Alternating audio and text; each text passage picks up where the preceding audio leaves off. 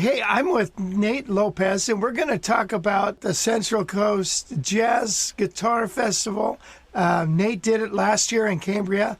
He's also done the Rocky Mountain Festival the both times I've been there, and he's scheduled for this year as well. And so, how's it going, Nate? Oh, it's going great. Yeah, man, thank you so much. I'm excited about this festival. It was so much fun last year. Yeah. It looks like you're even expanding it for even more teachers, more performers. It's really not to be missed.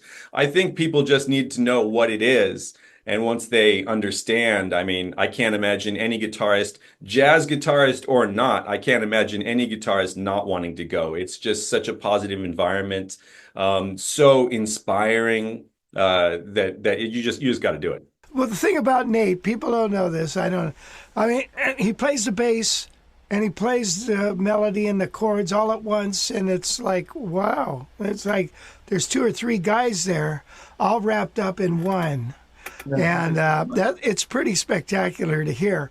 But he can also play with a group just as a guitar player. So we played together last year. It was fun.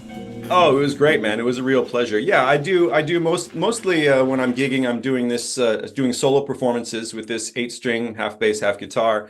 And I love that. But yeah, I do an awful lot of just 6 string guitar as well. And when I do my clinic teaching, I'll be teaching on a 6 string guitar. So I'm not expecting everyone to go buy one of these or anything like that.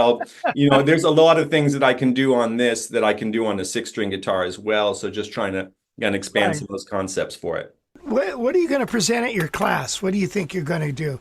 You don't have to be, you don't have to make a solid commitment right now, but I know you've been, messing around with some ideas. What do you think you want to do? Yeah, I've done a few clinics. I did one last year for you, and I've done a few clinics at the Art Shop Festival and other engagements, and I do a variety of different things. I think what I want to focus on is I think I have a little bit of a different approach to building a solo guitar arrangement, Uh-huh. largely from having to come from this instrument. Sometimes if I'm just trying to take like a Joe Pass arrangement or something like that, it just doesn't work in the same way. So it's forced me to think a little bit differently. So I'm going to kind of talk to my approach about from the bottom up, building your arrangement, starting from a bass line, from a groove perspective, and then how to adapt your songs for solo guitar playing, because that's what I mostly do. And also I wanted to touch on adding more repertoire to your solo guitar playing. So not just the classic standards, which I love, but also anything, from Steely Dan, from Tom Petty, from Nirvana, from whatever you want.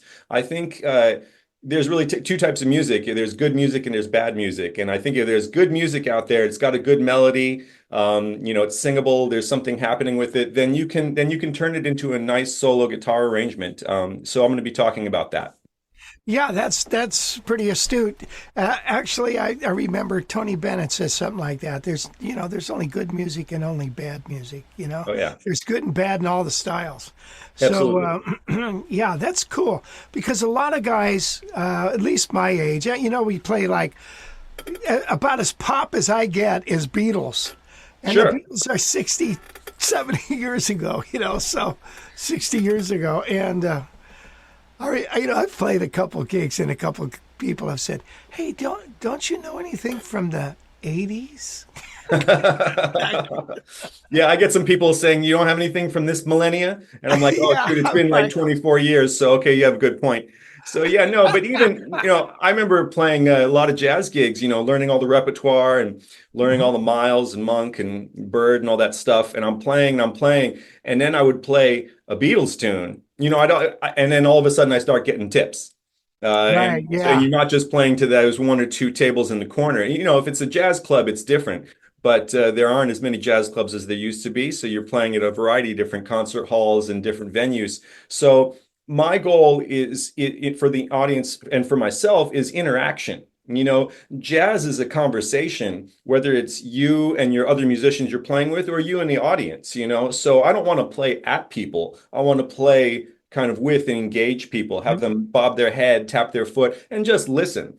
So if it takes a Beatles tune to get them to be like, oh, that was a really cool arrangement of that Beatles tune. What's he going to do next? Or if it's a, Madonna song or Lady Gaga or whatever, I don't really care. If whatever it is, I want to engage with people and make it a fun time for everybody. That's good for me because it makes the time go by, makes it more interesting. The more people who are interacting with me, the better I'm playing, the more into it I am. It's better for the venue because people are having a better experience, and it's of course better for the listener because they're into it. So that's my goal. That's good. That'll be a good class. That'll be a good class because a lot of us, we're just so locked into the standards, and we really should branch out a little bit. Well, you look at, I mean, and the standards kept on getting added. You look at Wes is adding, so much of the music from his time. Yeah, exactly. California Dreamin' and all that kind of stuff. So if he's Right. adding that in, and now we're adding that in, we don't have to wait for someone else to start adding it to make it be part of that jazz repertoire. We can do it ourselves. If we're into it and it's cool, then let's do it. Yeah. Now, one thing cool about the Jazz Guitar Fest is everybody's accessible. All the teachers are accessible, and you can just walk up to Nate and say, "What the heck is with that thing?" and and he'll talk to you about it. As an attendee, what do you think is the biggest benefit for somebody coming to one of these? Oh, wow. The inspiration, because I'm a performer, but I'm also an attendee. I want to go to as many workshops as I can. I want to go Right. to every concert because you're always learning something. If you're always a student, it doesn't matter what level you're at. You always can learn something from somebody else. So just I remember last year, it was just mind-blowing how much amazing talent there was and how many different ways to approach things there were from different musicians.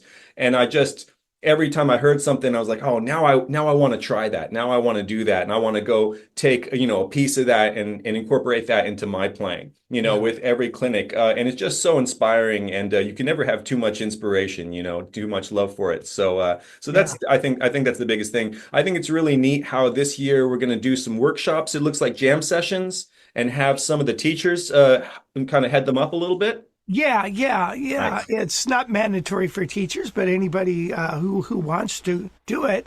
Yeah, we're going to have a jam room that's going to be going on all day, That's and great. so yeah, that'll be good. That'll be good. We had a lot of requests for people last year that wanted to play. We did have a little bit of a jam room, but Right. now it's a bona fide jam room, Oh, and that's so cool. yeah, that'll be very cool. So the teachers will jump in there and. Oh, yeah. We'll have students who want to play. I don't even want to call them students. They're just guitar players, you know? Yeah, Yeah. enthusiasts. Absolutely. Yeah, no, I Yeah. think everybody will want to do that. And I'm hoping to get a chance to head some of those up as well because I just want to play. I want to play as much as possible. I want to play in concerts, play with Right. you, play Yeah. solo, and then play with all the attendees as well. I think that'll be a lot of fun. Yeah. Well, thanks, Nate. We really look forward to having you with us. And I mean, you're a talented cat, man. Jeez Louise. So I know you're going to inspire people. Oh, thanks, man. Right back at you. I mean, you have such an incredible wealth of knowledge. You're so Yeah. generous to put this on and share what you do and what you know with everybody. I can't wait to hang again, hear all Yeah. the incredible musicians, and yeah, it's going to be a blast. If you're coming to the Jazz Fest and you're inspired by Nate, and if you buy your ticket and in the coupon code put Lopez, then that'll be credit for Nate, and you'll get a discount as well. So that'll be great. I love it. So It's a do that. win-win. It's a win-win. Yay! Okay, man. We'll talk to you soon then. Looking forward to it. Sounds great, man. I can't wait. All right. Thank you, Nate.